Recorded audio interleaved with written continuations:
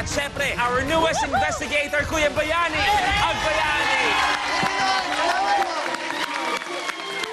Alam niyo ba si Kuya Yanis, sobrang nag-enjoy siya sa I Can See Your Voice, hindi magpapabayad ng talent fee.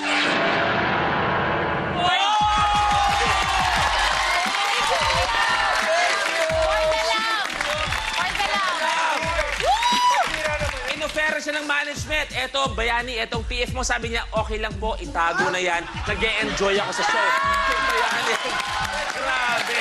Tapos, alam mo ang sabi niya, bukod sa walang budget, magpapakain pa siya every taping!